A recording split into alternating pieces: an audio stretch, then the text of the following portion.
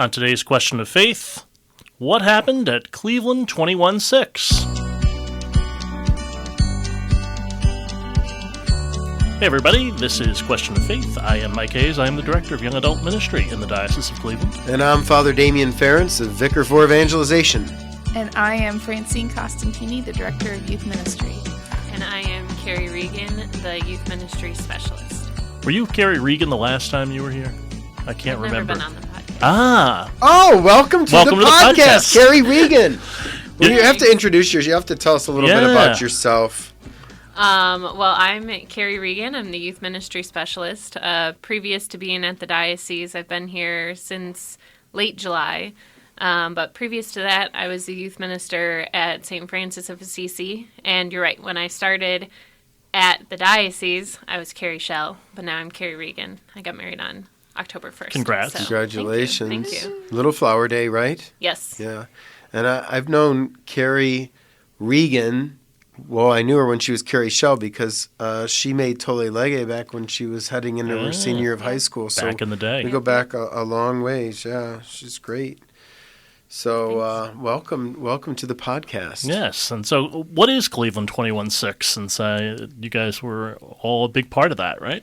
Yes, so CLE 21-6 is our diocesan youth conference. So we just had it on January 7th, and that was our second one. And we've already got the date scheduled for next year, and we're excited. Yeah. Crossing off my question of, you're doing this next year. Yeah. Now, Francine, how long have you been in this position as Director of Youth Ministry in the Diocese of Cleveland? I started in September 2020, so a little over 2 years. Yes. Okay. And last year, so in 2022, was the first CLE 216. Had you planned to have one, and then the pandemic happened, or was last year's first, was that your first one planned?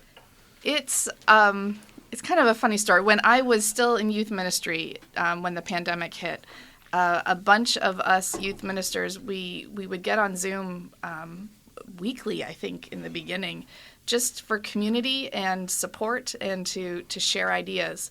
And we wanted, back in March when we thought the pandemic was going to be over in like June or April, we wanted to get together with our teens and do some kind of an event for all the teens of all our parishes and gather everyone and join in community. And so the idea was born then, long before I even considered this job. So cool. That's when we first thought about it and just wanted to get our teens together and be able to give them opportunities to encounter Christ and to encounter the larger community of the Cleveland Catholic Church. And how did you pick John Carroll University to be the host? It's because they've hosted the last 2 years. Because they had the size and the facilities and the great price tag. They let us use the whole facilities for free. Wow. Which is phenomenal. Yes. Well, it also allows young people who are getting ready for college to spend time on their campus, so it's a win-win, huh? Absolutely. And they're empty. That's why we're able to use it, and that's why we do it that weekend, is because they don't have anyone on campus that weekend. Still on break, yeah. They're still on break, and so they have the space and said, come fill it with high school teens. Excellent. So what was sort of the outline of the day? What happened? What did you plan and what happened? Yeah. So the morning or the day starts off at about 10 o'clock. Well, it starts off at 10 o'clock, but doors open around 9:30, so there's just some fun music and whatever. But we kick off at 10 o'clock with some praise and worship, some getting our bearings of the day. We have two awesome MCs this year. We had Sister Josefina, who's one of the Mercedarians, and Sean Neville, one of our seminarians, who just walked us through the day. We played the smoothie game this year, which was kind of gross. What's the smoothie game? Tell people who don't know. Yeah. Well, the smoothie game, it's a bunch of different smoothies. Some of them are really, really good. Like there's one called the Peanut Butter Cup. Like that sounds like something that would be tasty. Peanut butter. Yum. And then there's one that's called Closed on Sunday, which essentially is a blended Chick-fil-A meal. For some reason, that wasn't the grossest one, I think, but... you just put it in a blender? Yeah, they just put it in a blender and blended it up. It was Did anyone thick. like it, is my question. The Chick-fil-A one? Yeah. They didn't seem thrilled about it, but they weren't gagging on it like a couple of the other ones. Yeah. Do you have to drink the whole thing, or do you have to just take a taste, or what's the idea? Taste it and then rank them, or you write down what 4 ingredients you think's in it. Oh. So Sean's team was winning for a while, and then Sister had 1 point, and Sister said, "Let's go for all or nothing on the last one," and Sister's team ended up winning. So. So we just start off with something fun. It was something different last year. It'll be something different next year. And then we hear from our keynote speaker. And this year we had David Calavita come and share with us. And he's out of California. Came in and shared with us on our theme of Alpha and Omega. So the morning session was Alpha, talking about God as our beginning,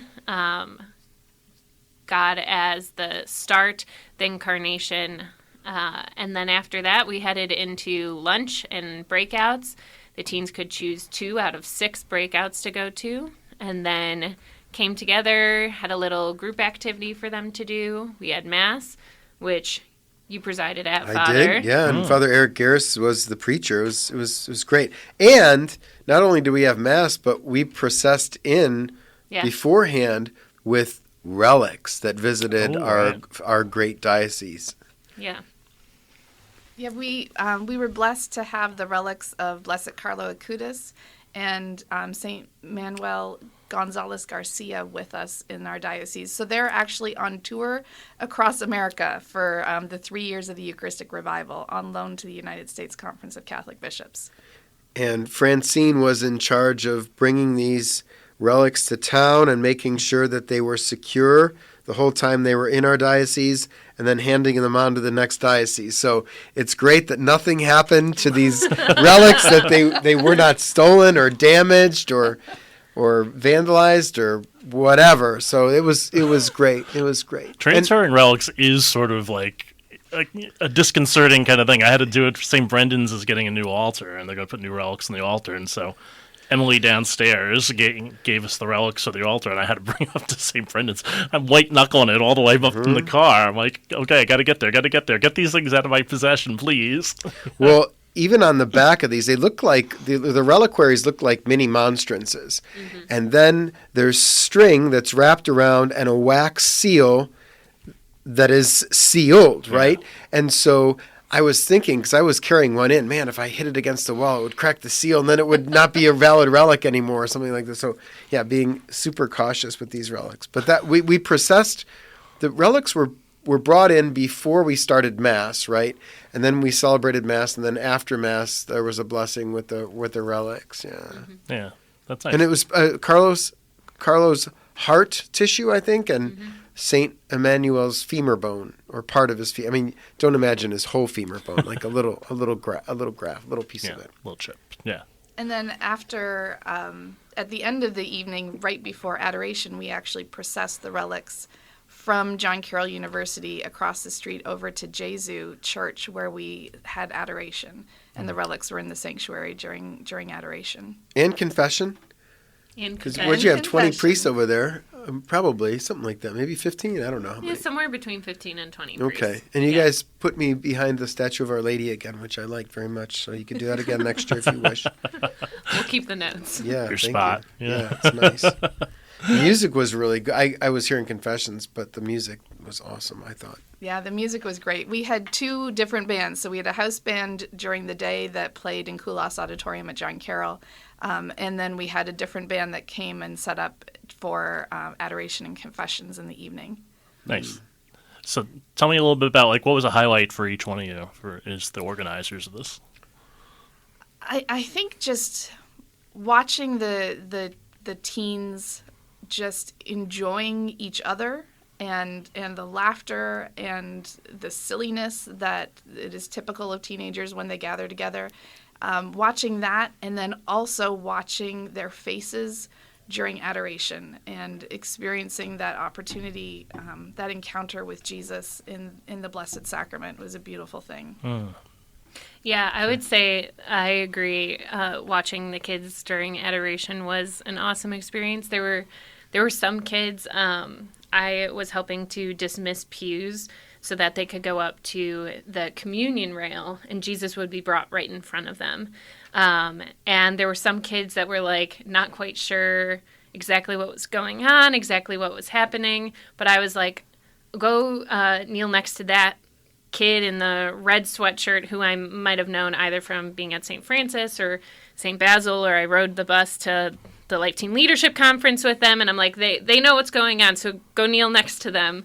And they would just be able to experience Jesus in a whole new way. And there were some people that were like, oh, I don't really need to go. Like some of the chaperones, I don't really need to go. Like, it's okay, let the teens do it. And I'm like, no, go up there. And they said it was the most amazing experience that they had. But there was one in particular, we asked for some glory stories on our Instagram story last week, after the conference. And there was one who, and we got okay to share this anonymously, but he had said that he had been really, they said that they were struggling to see Christ in the Eucharist, and we had, one of our breakouts was on Eucharistic miracles that Francine and Sister Jane ran, and they said that helped a little bit. It softened their heart, but it was still difficult for them to really be able to super recognize it. But while at Jesu for the Exalt, they said, Deacon Dom lifted up the monstrance with the Eucharist in it and walked among us. He put the monstrance right in front of me, and I felt this peace and love that I can't explain. I felt this butterfly-like feeling in my heart that I just know was Christ. Needless to say, Christ is present in the Blessed Sacrament today, tomorrow, and forever to come. And I think that was one of my favorite stories. And just having like a teen be able to articulate that too, it's just amazing. Yeah, that's very great. cool. Father, what about you? You were there. Well, during the time of adoration at Jesu, I was actually in the Eucharistic, the daily Mass chapel. There are probably 5 or 6 priests in there hearing confession. So that was enjoyable for me. But I would say the highlight of the day was celebrating Mass earlier that evening. I was able to preside, as I said. Father Garris was the preacher. And it's not often that a priest gets to celebrate Mass with mostly all teens. And I just remember how important, when I was a teenager at Holy Name, or even as a young adult, World Youth Days with John Paul II, when he calls my dear young friends, I was like, yeah, he kind of gets me. So I can't not think of that when I'm with young people, especially at this day. And seeing kids from all around the diocese and their chaperones and youth ministers, it was just wonderful. Yeah. And you're repping the day. You got your CLE 21/6 coffee mug. And so this coffee mug was last year's gift, and then I got a quarter zip. Nice quarter zip, yeah. I actually, subliminally, or subconsciously, I must have put this on today, knowing that we were going to be doing this. But I've got a quarter zip envy for sure. That's really nice. Thank you. Yeah, it's a nice. You can't see it, but trust me, it's really nice. Yeah. Cool. I would love to explain. I didn't do this earlier. I'd love to explain the name. Yeah, I was just going to ask you that. Yeah. Yeah. So obviously CLE comes from Cleveland, and 216 is a play on the area code, the phone area code in the city of Cleveland. And when the Cavs won the championship in 2016, that was a real thing everywhere. Like we won in 216. Yeah. Really sealed the deal on 216 being recognizable to Cleveland. Sure. And so with this conference, we have chosen a Bible passage for our theme each year. And last year it was Matthew 21, verse 6, chapter 21, verse 6. The disciples went and did as Jesus ordered them. And so it was all about discipleship last year. This year, with the Eucharistic Revival, we wanted to do a Eucharistic theme. And so we did Revelation chapter 21, verse 6, which is, I am the Alpha and the Omega, the beginning and the end. And so that's how we came to the name. So every year, the theme will be based on A21:6. A21:6. So either chapter 21, verse 6, or chapter 2, verse 16. So we'll see. Is there a Eucharistic theme in the scriptures of a 216 that you know of, since we're in the revival?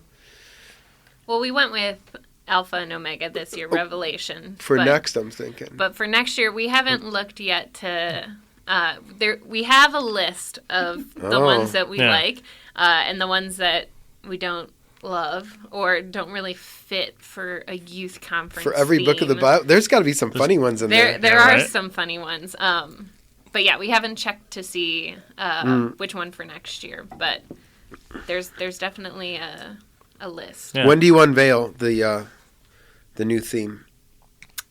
That's a good question. Summer? When you feel like it? Yeah. A little bit. I think that it might have hit around May last year. Yeah, I think that's was right. Probably around when we released the new theme. And with the new theme is, coming up with the new marketing for the year, what are the colors and like how we making everything fit together and work this year. So, yeah, Carrie, tell people how they can follow CLE 216 or Youth Ministry CLE, because you run the account, right? Yes. I'm not spilling any secrets, and you've got mad skills at this too. Like you have a little bit of background in it. Talk a little bit about that. Yeah, so the Office of Youth Ministry has an Instagram, Facebook, and a Twitter, and we are at CLE Youth Min. So CLE YOUTHMIN. And you can just follow us, and we'll be continuing to share things from the conference.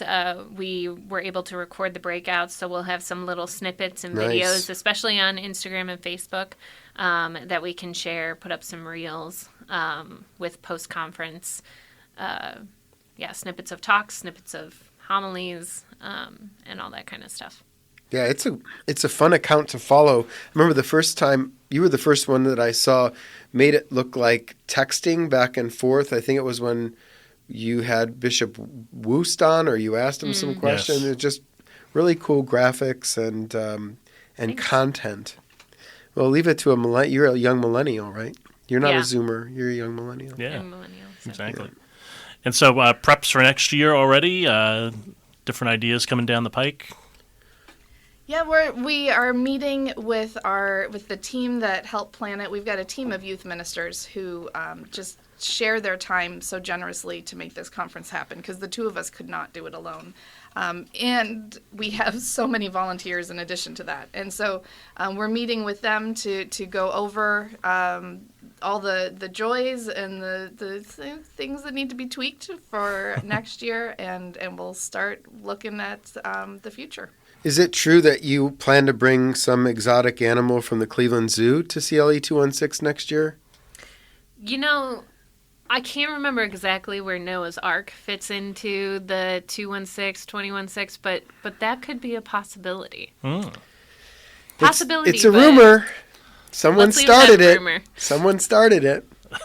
So, anyway. One of my good friends used to say, I could have a lock on the second coming, but if someone did something across the street with animals, they'd have more people at it. It's probably not wrong. Just so people know, I was not at the conference. It was not because I'm blowing it off. I was on retreat for formation, and I'm required to go. And so I keep saying, I'm going to get to this conference, but I can't until I get ordained. So that's the same weekend every year for us, too, for our deacon formation retreat. So I did pray for you, though.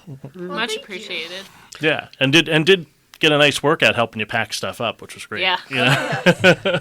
So thankful for that. Yeah, we had our whole team kind of packing swag bags and things like that up one day, which was a lot of fun for us to do, even though it was a lot of hard work as well.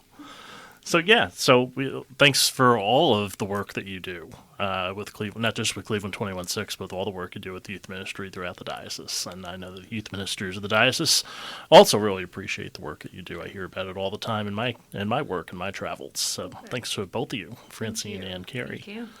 And then a lot of times we head off to a church, which we'll do today, and St. Ladislas is the church today. Youth minister there, Beth Kowalik, who's fairly new, does some young adult ministry also with me. Father Don Snyder's the pastor. Deacon Dennis Conrad is there part-time. He's also at St. Chris's part-time, that's how I know him. Nice parish in Westlake, Ohio. Jim Pippick does some good music stuff there, I know that. And they did a little consult with me not too long ago with both Beth and Bob Hurdle, had a bunch of young adults come out, and we went out to dinner and just talked about what they could do out there. Well, because they don't have a school, it's oftentimes one of the forgotten parishes because you've got big old St. Raphael's out there and St. Bernadette's and St. Christopher's. St. But Brendan's. is it off Crocker or Bassett? It's off one of those roads there. Anyway. Crocker. Crocker. Yeah. Yes. So, and I think Father Snyder is retiring Correct. within this year. So they'll be having a new pastor administrator sometime soon. I don't know if I've ever been into the church. My brother lives right over there in that neighborhood, and we would ride our bikes with my niece and nephew around the parish, but I don't think I've ever been inside. Oh, there you go. I'll have to visit. We'll have to go take a visit. And then our gospel this week is from Matthew's gospel, and it's, as he was walking by the Sea of Galilee, he saw two brothers, Simon, who was called Peter, and his brother Andrew, casting a net into the sea. They were fishermen. He said to them, "Come after me, and I will make you fishers of men." At once they left their nets and followed him. Well, I must admit that I am way late to the game, as I often am, but I just started watching The Chosen. You know what? I've watched 2 episodes, and now I'm starting to watch it again as well, so I'm with you. It's hard to read this gospel without now having that in mind. And the fact that when Jesus says, "Come follow me," he knows exactly who it is that he's choosing and where they've been and what they've done. And he calls them anyway, recognizing that these gifts are going to benefit the kingdom, and they're going to bring that person to salvation if they say, "Yes, I'll follow you." So I know everybody, it's on season 3 and blah, blah, blah. It came out in 2019. But one day I'll start watching Breaking Bad too. I haven't got to that one yet, but I have started watching The Chosen, and I love it. And that's what I think of. How about you, ladies? What do you think about this? I think this just reminds me a lot of our CLE 21-6 theme from last year of disciple. This wasn't the verse that it was taken from, but it was definitely a verse that was mentioned throughout the day. And it's just that call to discipleship, the call to following, the call to dropping nets. And what does it mean to drop nets? What are your nets? And how do we respond wholeheartedly? And then that honor and that privilege to partake in God's salvific activity, to be fishers of men, is beautiful. Yeah, I'm always a standout. I like the just the 2 words, "at once." Mm-hmm. At once they left their nets and followed him. I was like, well, would I do anything at once the way that they did it? And so I try to think all the time is, whenever I'm invited into something, do I go at once? Or is there something that's holding me back? And if it is, what is it? And how could I pray about that? Right. So that's the gospel for this week from Matthew's Gospel, chapter 4. And Carrie Reagan. Yes. See, I got it right. Yeah. And Francine Costantini, thanks for joining us once again here on Question of Faith. Thank you. Father D, happy anniversary. 1 year of Question of Faith today. Oh, actually, believe it or wow. not. Happy anniversary. Sweet. Yeah, and we're getting more and more listeners. It's a steady incline. We had a big spike this last week, so that's Yeah. good. We got about 100 more people listening to this now, so it's great. And we had a little ad in Northeast Ohio Catholic. I wonder if that was the reason. I don't know. But thanks for listening, everyone, and tell your friends. Yeah. It's a nice little podcast, 20 minutes, something like that. So. Rate and review an Apple Podcast. That helps other people get to know who we are and what we do, and it'll be great. And we'll be back again next week with another Question of Faith.